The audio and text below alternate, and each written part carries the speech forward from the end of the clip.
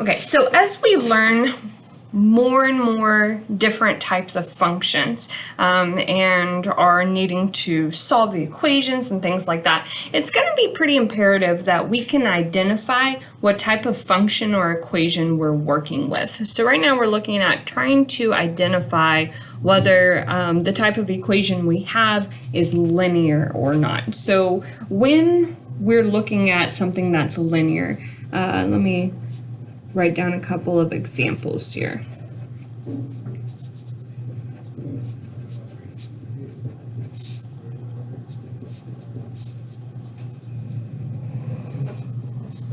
All right, so these are examples of some linear equations, and notice what they all have in common. In every equation, our x and y only has to the first power. Let me throw in one more example.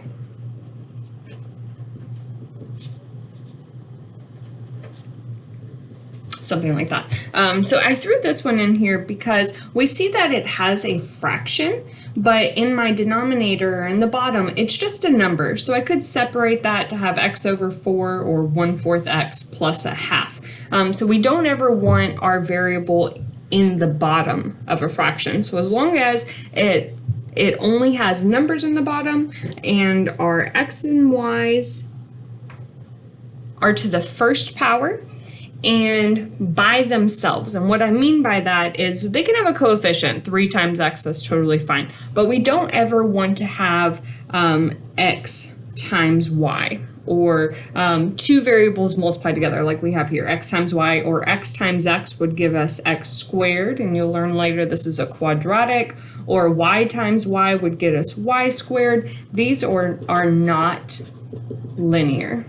So we're looking for a regular x to the first power, a y to the first power, and nothing in the bottom of the fraction, no variables in the bottom of the fraction. So when we're presented with an equation, let's say we have 10 plus y squared minus y squared equals negative 3x plus 11. So something like this. At first glance, we see, oh, this has a y squared. So as it sits, it doesn't appear to be linear, but we do need to simplify this to see if those y squareds go away. And we have a single x to the first power and a y to the first power. So let's go ahead, expand this, combine like terms, and see what we're left with. So I have a 10 plus y squared. Remember that if I have a value squared, that means the value times itself. So 10 plus y squared means 10 plus y times 10 plus y. We need to multiply that out. I'll bring down the rest of the equation. So I'm going to FOIL or distribute to multiply 10 plus y times 10 plus y. So 10 times 10 is 10 squared, which is 100. 10 times y is 10y. Y times 10 is again 10y. And y times y is y squared. So that's what we get from 10 plus y squared. Bring down my minus y squared and the rest of the equation.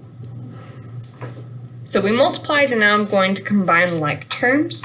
On the left-hand side, I see that I have two terms that have a y to the first power, so I can combine these. I have 10 y's plus another 10 y's gives me 20 y's. So we have 100 plus 20y.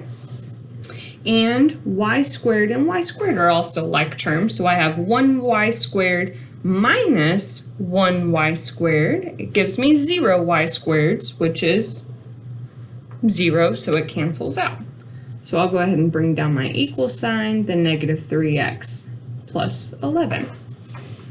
And now we have it simplified. I don't have any like terms. I don't have anything else to distribute or multiply out or anything like that. And we see what we are left with as far as the variables go is just a y to the first power with no other variable attached to it, and an x to the first power with no other variable attached to it. So we can say it started off not looking linear, but it ends up being linear. That won't happen every time, But when it does, and we're left with just the y and just the x to the first power, not combined with any other variable, we can confirm that it is linear. If we did end up with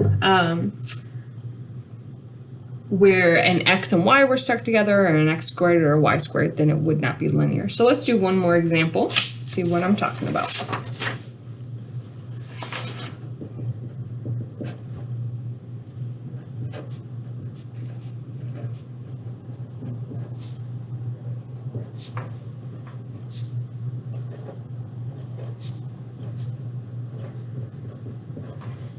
So let's say we have, we're presented with this equation, and again, we want to determine if it is linear or not. So we want to simplify it down as far as we can, get rid of any parentheses, combine any like terms. So let's go ahead. I do have parentheses with the value outside, so that indicates I'm supposed to multiply, and I have that on both sides. So we have 10x times y gives me 10xy. 10x times 7 gives me 70x equals, now we have this negative 8 times x minus 6, so I'll distribute that. I'll bring down my 1. Now negative 8 times 6, negative 8y times 6 gives me negative 48y. And negative 8y times negative x, a negative and a negative give me a positive, and 8y times x gives me 8xy or 8yx, either way.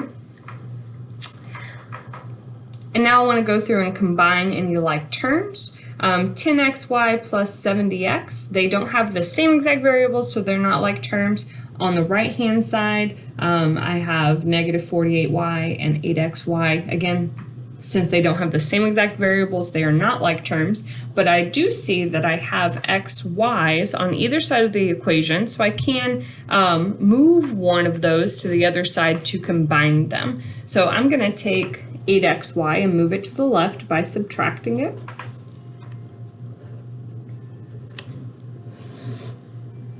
So 10xy minus 8xy leaves me with 2xy's plus 70x equals 1 minus 48y.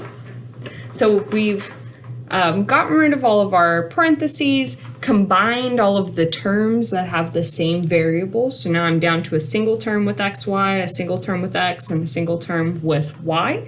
So there's nothing else to do here, and now I can look and say, okay, is this linear? If this 2xy was not here, I would have just the plain x to the first power and plain y to the first power, and we could determine that that was linear.